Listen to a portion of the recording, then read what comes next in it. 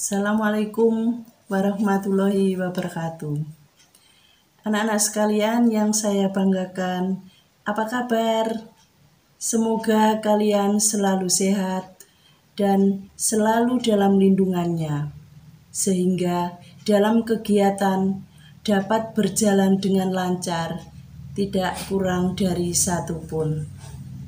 Anak-anakku kelas 7, saya ucapkan selamat datang, selamat bergabung dengan keluarga besar SMP Negeri 1 Kedungwaru, atau dapat disebutkan Arsi Duta. Semoga kalian kerasan dan merasa nyaman belajar di sekolah ini. Anak-anak sekalian, pada kesempatan ini, izinkan saya berkenalan dulu. Perkenalkan, nama saya Nini Dwi Faridawati, pengajar Bahasa Indonesia. Pada kegiatan ini, khususnya pada MPLS, saya ditugaskan sebagai pembawa materi tata krama siswa. Anak-anak sekalian, mengapa tata krama siswa di lingkungan sekolah perlu diberikan?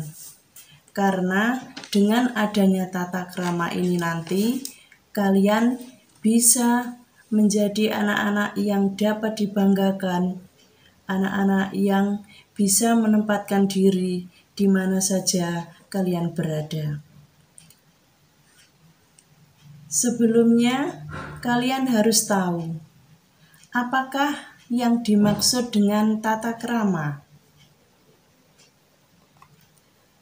Tata krama pada dasarnya berasal dari dua kata, yaitu tata dan krama. Tata itu sendiri dapat diartikan sebagai adat, aturan, norma, atau peraturan. Sedangkan krama, cara, langkah, tindakan, kelakuan, atau perbuatan. Sekarang, tata krama itu sendiri dapat diartikan tata cara sopan santun, tata susila yang dilakukan dalam kehidupan untuk menciptakan keselarasan, kebahagiaan, dan keselamatan. Anak-anakku sekalian, pada dasarnya tata krama dapat dibedakan menjadi 3. Yang pertama, tata krama di lingkungan rumah. Bagaimana anak-anak? Seandainya kita berada di lingkungan rumah, apa saja yang harus kita lakukan? Pertama, kita harus selalu menghormati orang tua. Selain menghormati, kita juga harus membantu mereka, kemudian menyayangi, saling membantu dengan saudara-saudara yang lain, memperhatikan bila diajak berbicara. Jika misalnya kalian akan kemanapun, harus minta izin terlebih dahulu, agar orang tua tidak akan bingung seandainya kalian pergi kemana saja. Ucapkan salam, bisa masuk bila masuk atau keluar rumah. Kemudian, tata krama selanjutnya adalah tata krama di lingkungan sekolah. Bisa kamu lihat itu, anak-anak, ada sebuah gambar yang menunjukkan bahwa anak-anak di sekolah harus melakukan kegiatan yang ada hubungannya dengan tata krama pula. Apa sekarang yang harus dilakukan anak-anak ketika di lingkungan sekolah? Bersikaplah sopan kepada guru dan karyawan. Dalam arti bagaimana sikapnya terhadap Bapak dan Ibu guru, dan juga kepada karyawan yang lain. Kemudian seandainya bertemu dengan Bapak dan Ibu guru, ucapkanlah salam. Begitu juga kepada teman-teman yang lain, ucapkan salam. Selanjutnya, hargailah teman-teman kalian. Kepada kakak kalian juga harus menghormati, kemudian kepada adik kelas kalian juga harus menyayangi. Selain itu, di sekolah kalian juga harus mematuhi tata tertib sekolah. Sekarang selanjutnya adalah tata krama di lingkungan masyarakat. Bagaimana sikap kita seandainya kita berada di lingkungan masyarakat? Jika kalian bertemu dengan anggota masyarakat yang lain, ucapkan salam. Misalnya Assalamualaikum, atau misalnya selamat siang Pak, selamat siang Bu. Hal yang harus dilakukan yang lain, membiasakan mengetuk pintu jika kalian bertamu. Jangan asal nyelonong saja. Jadi, ketuk pintu dulu, kemudian baru ucapkan Assalamualaikum. Kalian juga harus tahu bagaimana tata caranya makan. Bagaimana sopan santunnya orang yang sedang makan. Misalnya, ketika mengunyah jangan berbunyi, jangan ada bunyinya, kemudian bunyi sendok juga tidak boleh. Di dalam kehidupan masyarakat juga harus saling menolong. Seandainya ada yang berpendapat, hargailah saran atau pendapat orang lain.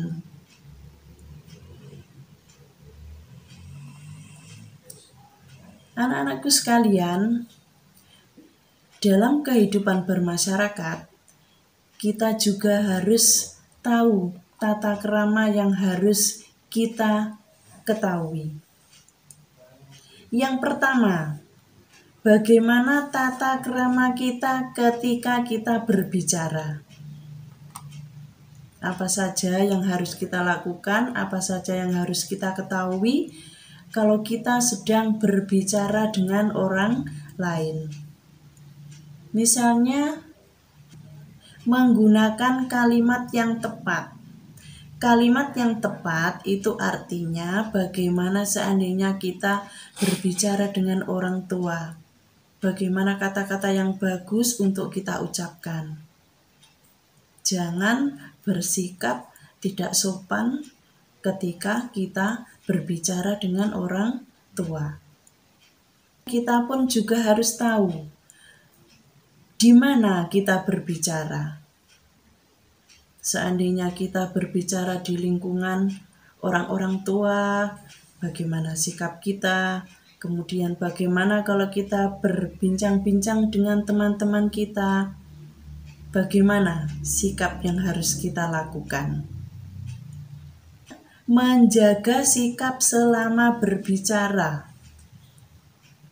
Nah, seandainya kita sedang berbicara dengan orang lain, nah sikapnya harus yang bagus, harus yang sopan. Jangan misalnya ketika kita diajak berbicara, kita melihat ke arah yang lain. Ketika kita diajak berbicara dengan orang lain, jangan sekali-kali memotong pembicaraan orang lain. Karena apa? Itu nanti akan bisa menyinggung perasaannya. Kita juga tidak boleh menguasai pembicaraan. Seakan-akan kita yang paling pinter misalnya. Tidak boleh. Perhatikan saat orang lain berbicara. Jangan sampai misalnya perhatiannya ke sana kemari sehingga orang yang mengajak bicara merasa tidak dihargai. Anak-anak sekalian, ada juga tata krama di dalam pergaulan. Nah, pergaulan itu banyak sekali, pergaulan di sekolah, pergaulan di masyarakat. Nah, itu juga harus diperhatikan. Bersikap sesuai dengan orang yang dihadapi. Artinya, bagaimana sikap kita ketika kita harus bercakap-cakap dengan teman, bagaimana sikap kita seandainya kita berbicara dengan orang tua, bagaimana juga kalau kita berbicara dengan guru. Suaranya pun juga tidak boleh keras. Harus yang lembut ketika kita berbicara dengan orang tua. Harus bisa menyesuaikan diri dengan tempat di mana kita berada. Nah, dimanapun kita berada, kita juga harus bersikap sopan. Yang ketiga, memberikan salam ketika bertemu seseorang yang dikenal. Jadi seandainya suatu ketika kita sedang berjalan, kemudian bertemu dengan orang lain, sapalah. Misalnya, Assalamualaikum Bu, Assalamualaikum Pak, atau selamat siang. Berilah salam. Dengan ramah, kita harus peduli terhadap kesusahan orang lain. Kalau misalnya lingkungan kita atau siapa saja yang membutuhkan bantuan kita, bantulah. Ucapkan terima kasih setelah menerima bantuan dari orang lain, sekecil apapun bantuan itu. Biasakan ucapkan terima kasih. Bersikap rendah hati dan tidak menang sendiri. Seandainya kalian melakukan suatu kesalahan, jangan malu-malu untuk minta maaf. Akan lebih baik. Siap memberi bantuan sesuai kemampuan. Bantulah orang lain sesuai kemampuan kalian. Melaksanakan kesepakatan demi kebaikan dengan lapang dada. Nah, jadi tidak boleh harus segala sesuatu itu harus dibicarakan bersama, dibahas bersama, agar semuanya bisa merupakan hasil dari kesepakatan. Selanjutnya anak-anak, tata krama juga menyangkut dalam penampilan.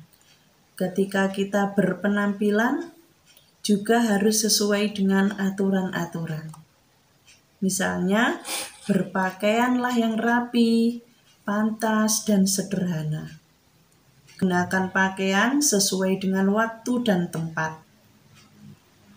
Pilihlah pakaian yang tidak terlalu longgar dan tidak terlalu sempit, sehingga enak untuk dipandang.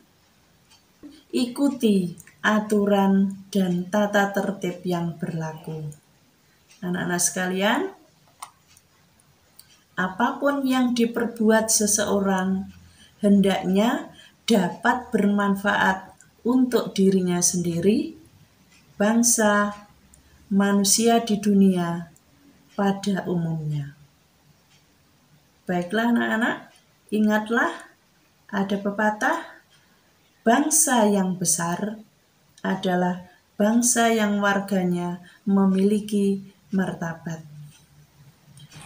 Anak-anakku sekalian, selanjutnya tugas untuk kalian kerjakan yaitu buatlah video singkat yang menunjukkan tata krama yang ada di rumah. Jadi misalnya kalian melakukan kegiatan apa yang mencerminkan kesopanan.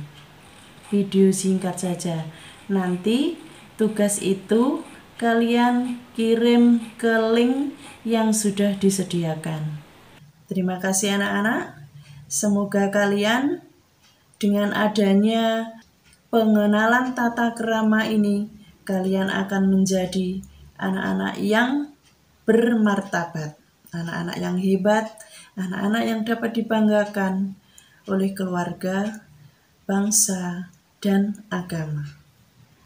Saya kira cukup. Saya akhiri sekian. Assalamualaikum warahmatullahi wabarakatuh.